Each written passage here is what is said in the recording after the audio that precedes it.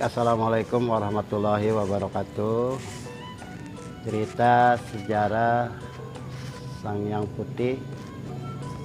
Pada awalnya ada yang melamar ya, belajar di sini 2 orang santri.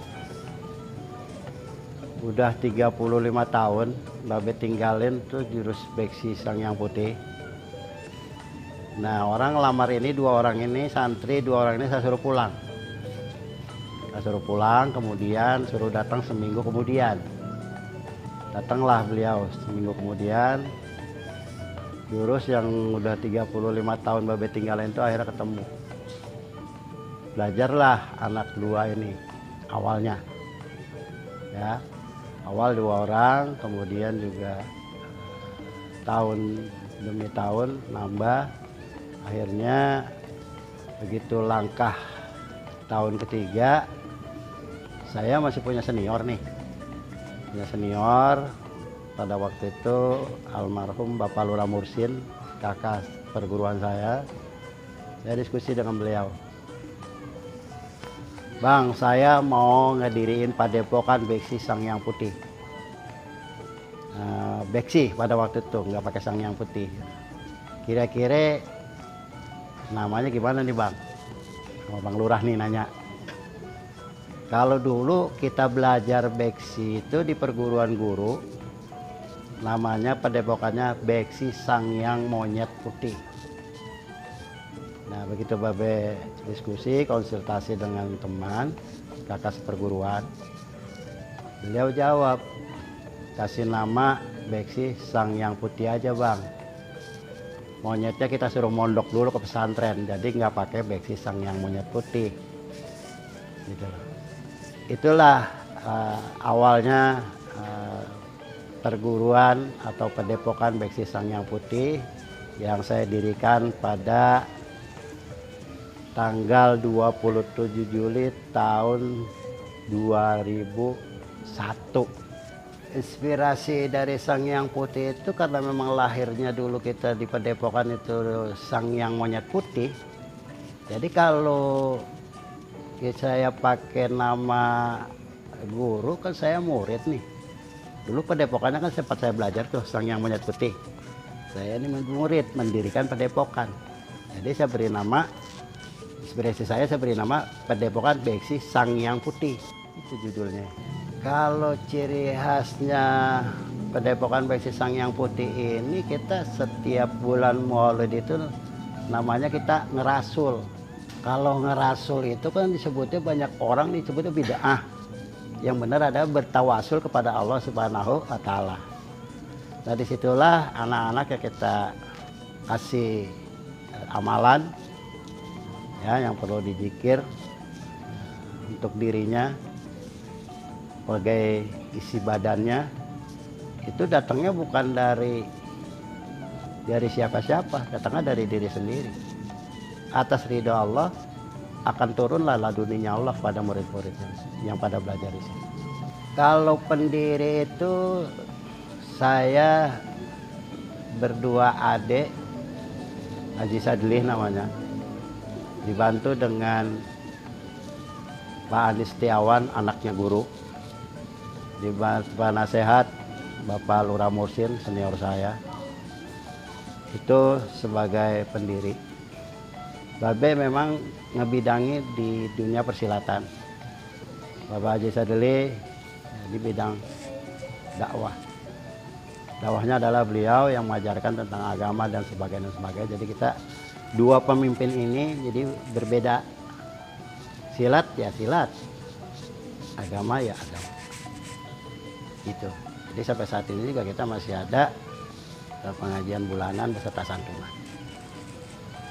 Nah, terus saya yang belajar itu awal mulanya itu ada murid saya yang pertama kali belajar. Ini sebetulnya dulu ketua Porkabi namanya Bang Talen. Asalnya orang kampung Surwa Poncol. Berdua dengan Abang Arab Saudi. Bapak RT Arab Saudi. Itu awalnya 2 murid saya.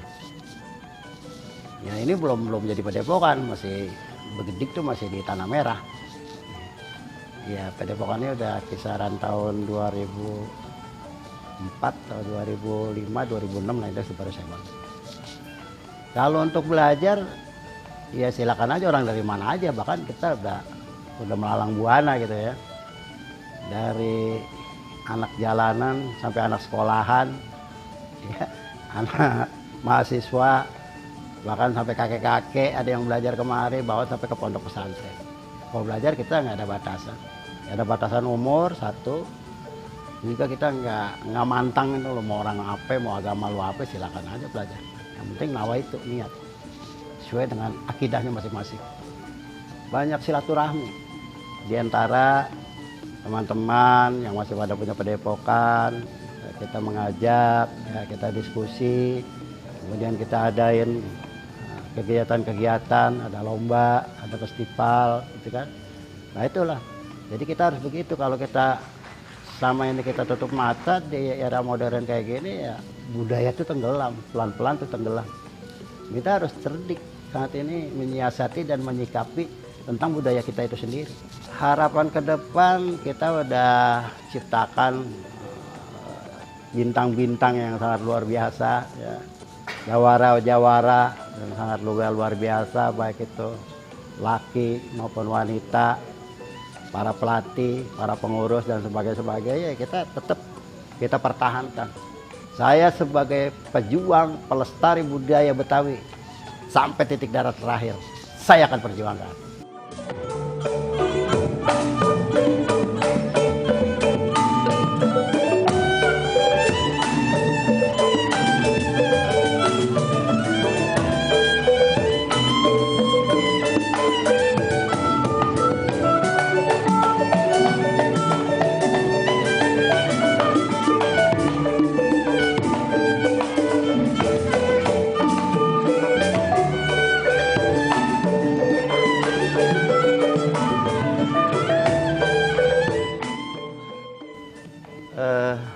Terima kasih. Sebelumnya nama Babe lengkapnya Haji Sadli, dipanggil Babe Haji Sadli, dan juga sebagai Ketua Yayasan Beksi Sang Hyang Putih yang ada di Kelurahan Parigi. Inilah sosoknya. Kita memang tadi di awal Babe mengatakan bahwa prosesnya adalah belajar mengajar. Artinya kita menggali potensi yang ada di sekitaran dan juga bekerjasama dengan padepokan-padepokan lain di luar Beksi itu sendiri, sehingga terjalin ya kerukunan di antara padepokan satu dengan yang lain. Dan di sini tentu terus mengkader ya, dari usia 7-12 tahun, bahkan di bawah itu 5-7 tahun, 7-12 tahun proses belajar mengajar itu dilakukan, sehingga kaderisasi ya, terutama tentang budaya dan kebudayaan itu berkesinambungan ya. Jadi dari terutama budaya Palang Pintu, budaya Betawi yang saat ini digandrungi orang banyak ya, itu dikader dari usia dini memang. Bahkan ini juga nanti you bisa lihat peran-peran daripada senior mereka yang menjadi tolak ukur untuk bisa mengajar namanya sebagai pelatih. Harapan Babe tetap istiqomah ya buat anak-anak murid, karena budaya itu lahir sebelum kita ya, sebelum anak-anak kita, bahkan jauh sebelumnya, sehingga budaya itu harus dikembangkan, dilestarikan. Jadi begitu. Jadi kalau kata pantunnya, anak buaya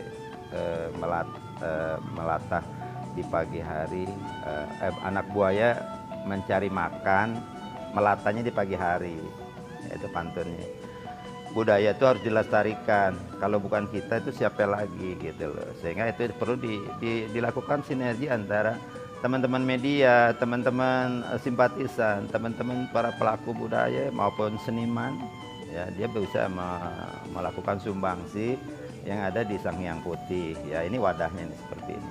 Nah, nanti bisa dilihat wadahnya, kemudian apa-apa pendukungnya, perangkat pendukungnya maksud Babe ada di belakangnya tetap.